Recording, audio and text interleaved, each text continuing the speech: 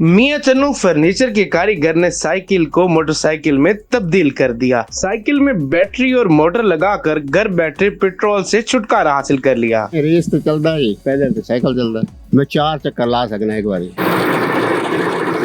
जी नाज़रीन, मेरे साथ इस वक्त एक ऐसे हुनरमंद मौजूद हैं जिन्होंने साइकिल को मोटरसाइकिल बना दिया और इनकी जो साइकिल है वो मोटरसाइकिल की तरह भी चलती है और साइकिल की तरह भी चलती है, दिखने को साइकिल जैसी है और काम जो है वो मोटरसाइकिल वाला करती है। हम इनसे जानते हैं। अस्सलाम वालेकुम। वालेकुम अस्सलाम।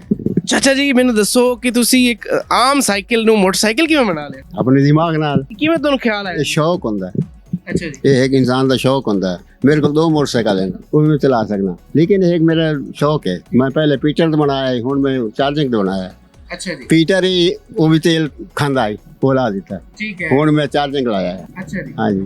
ਇਹ ਕਿੰਨੇ ਕਿਲੋਮੀਟਰ ਜਿਹੜਾ ਤੁਸੀਂ ਚਲਾ ਲੈਂਦੇ? एक बार चार्ज करिए तो 4-10 किलोमीटर करता है। मतलब आजकल जिवें पेट्रोल के रेट बड़े ज्यादा है, महंगाई है और ਤੁਸੀਂ ਆਖੇ ਵੀ ਜਾਨ ਛੁਡਾਈ पेट्रोल। आप ही अपनी हैसियत मुताबिक। ਅੱਛਾ, ਇਹ ਦੱਸੋ ਕਿ ਤੁਸੀਂ ਜਿਸ ਟਾਈਮ ਮੈਨੂੰ ਸਾਈਕਲ ਨੂੰ ਇੱਕ ਮੋਟਰਸਾਈਕਲ ਬਣਾ ਲਿਆ ਤੇ ਜਿਹੜੇ ਤੁਹਾਡੇ ਜਾਣਨ ਵਾਲੇ ਹਾਂ ਰਿਸ਼ਤੇਦਾਰ ਦੋਸਤ ਵਾ ਉਹਨਾਂ ਵੇਖ ਕੇ ਕੀ ਆਖਿਆ? हाँ जी, वो वेंदे जी, बच्चे वेंदे ना बाबा हारा तो चला बाबा वाह भाई वाह, वाह बाबा आ गई बाबा, वेखो यार किवें बनाई गई, बड़ियां गल्लां करदे हैं। ਕਿਵੇਂ ਲੱਗਦਾ ਜਿਵੇਂ ਤੁਹਾਨੂੰ ਲੋਕ ਜਿਸ ਟਾਈਮ ਦਾਤ ਦੇ ਰਹੇ ਹੁੰਦੇ ਨੇ, ਸ਼ਾਬਾਸ਼। मैं अपना काम चले जाना, बस मैं हुण खलोवा यार उथे रश हो जांदा है।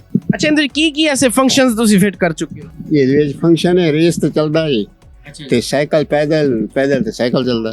ਠੀਕ ਹੈ। ਹਾਂਜੀ, ਇਹ ਸਾਰੀ ਚੀਜ਼ਾਂ ਤੁਸੀਂ ਖੁਦ ਬਣਾਈਆਂ? ਖੁਦ ਬਣਾਈ ਹੈ। ਇਹ ਕਿੱਥੋਂ ਸਮਾਨ ਲਿਆ ਜੀ?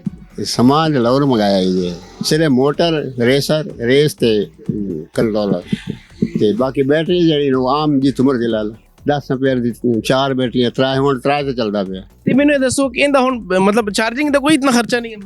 देखिए करम मैं करता है 10-12 वोल्ट का करंट होता है, कोई नहीं महसूस होता। आज उससे लगा नहीं खुलता। ਜੀ ਜੀ। हाँ, ये तो काम दा पौना घंटा तो हो गया जी। ਇਹ ਫਿਰ ਤੁਸੀਂ ਕਿੰਨਾ ਚਲਾਉਂਦੇ ਹੋ, ਕਿੰਨੇ ਕਿਲੋਮੀटर ਚਲਾਉਂਦੇ ये जड़ा है ना जी, अपने घर से इधर कितना 2.5-3 किलोमीटर है तकरीबन, मैं 4 चक्कर ला सकना एक बारी। जाओ आओ, मोड़ जाओ तो मोड़ आओ। ਅੱਛਾ, ਅਗਰ ਇਹਦੀ ਬੈਟਰੀ ਕਿਸੇ ਜਗ੍ਹਾ ਤੇ ਰਸਤੇ 'ਚ ਖਤਮ ਹੋ ਜਾਂਦੀ ਫਿਰ ਤੁਸੀਂ ਕੀ ਕਰਦੇ? मोटरसाइकिल चला लिया या किसी यार तो दुकानदार या कहते महीना आधा घंटा लीड लावा देंगे, बस लाया तो मोड़ चला गया। मतलब ਇਹਦੇ ਵਿੱਚ 2 in 1 ਸਿਸਟਮ ਹੈ, ਸਾਈਕਲ ਵੀ ਚੱਲ ਸਕਦਾ ਔਰ ਮੋਟਰਸਾਈਕਲ ਵੀ ਚੱਲ ਸਕਦਾ। साइकिल ही मोटरसाइकिल।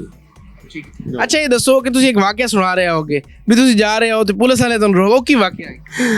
ਉਹ 17 ਮੋੜ ਵਾਲੀ ਹੈ ਨਾ ਪੁੱਲੀ ਆ ਵੱਡੀ ਨਾਰ, ਉੱਥੇ ਮੈਂ ਘੁੰਮਦਾ ਪਿਆ 14 ਚੱਕੀ ਤੋਂ ਕੰਮ ਵੇਖਣ ਗਿਆ ਤੇ ਉਸ ਲਈ ਪੀਟਰ ਲੱਗੋਇਆ ਹੈ। ਉਹ ਮੈਂ ਚਲਾਇਆ ਤੇ ਖਲੋਤੇ ਹਨ ਪੁਲਿਸ ਵਾਲੇ, ਇਹ ਥਾਣੇ ਵਾਲੇ ਆ। ਉਹ ਮੈਂ ਲੱਗਿਆ ਮੈਨੂੰ ਕਿਤੇ ਖਲਾਰਾ ਮੈਂ ਤਾਂ ਔਰ ਟਰੈਕਟਰ ਦਾ ਮੈਂ ਚਲਾ ਗਿਆ, ਰੁਕੇਂਦੇ ਮੋੜ ਵਾਪਸ ਆਇਆ ਭਾਈ। ਹੁਣ ਨਾ ਆਵਾਂ ਤਾਂ ਮੋੜ ਪਤਾ ਕੀ ਆਖਣ ਹੈ ਹੁਣ ਭਾਈ। ਹਾਂ ਭਾਈ, ਤੇ ਇੱਕ ਬੰਦੇ ਨਾਲ ਹਲਵਲਗਾਰ ਕरें ਤੇ ਖਲੋਤੇ ਹਨ। ਮੈਂ ਕਿਹਾ ਚਲੋ ਤੂੰ ਫਾਰਿਗ ਹੋ ਕੇ ਤੇ ਮੈਨੂੰ ਇਹ ਕੀ ਬਣਾਈ ਵਜਾ? ਮੈਂ ਕਿਹਾ ਸਰ ਸਾਈਕਲ ਹੈ, ਰਹਿੰਦੇ ਪਏ ਹੋ, ਸਾਈਕਲ ਨਹੀਂ ਹੈ। अगर साइकिल तो नहीं है तो तू मोटरसाइकिल बना, हवाई जहाज बनाई वाला यूं जानता पे जी हवाई जहाज कहीं अंग्रेज ना दे ये चा। मैं कहा तो मर्जी हुन कागज तो ने के मंगने आन, मेरे को साइकिल आई, मैंने आख्या चला के दिखा, मैं जरा केक मारी चढ़ता हो गया। ਅੱਛਾ, ਮੈਨੂੰ ਦੱਸੋ ਕਿ ਜਿਹੜੇ ਲੋਕ ਤੁਹਾਡੀ ਵੀਡੀਓ ਵੇਖ ਰਹੇ ਹੋ ਸਨ, ਉਹਨਾਂ ਨੂੰ ਅਗਰ ਸ਼ੌਕ ਪੈਦਾ ਹੁੰਦਾ ਹੈ ਕਿ ਜੋ ਸਾਈਕਲ ਬਣਾਉਣਾ, ਉਹ ਕਿਵੇਂ ਬਣਵਾਵੇ? बिल्कुल बना दे। अगर आप जो साइकिल लाए उसे फिटिंग मैं कर दे, जी मजदूरी में ला ले, जेड़ा खर्चे होया अपना भावे वो ला दे, मैं तो मैं ला ले रोला कोई। हाँ, ਤੇ ਕਿੰਨੇ ਪੈਸੇ ਤੁਸੀਂ ਮਤਲਬ ਅਗਰ ਤੁਹਾਨੂੰ ਦੇਵਣ ਲੋਕ ਤੇ ਤੁਸੀਂ ਸਾਈਕਲ ਬਣਾ ਸਕਦੇ? काम देवन 60-65 हज़ार रुपये देवन, साइकिल तो बगैर साइकिल नाल देवन। ਅੱਛਾ, ਤੁਸੀਂ ਲੱਕੜੀ ਦਾ ਕੰਮ ਕਰਦੇ ਹੋ, ਤੁਹਾਨੂੰ ਖਿਆਲ ਆਇਆ?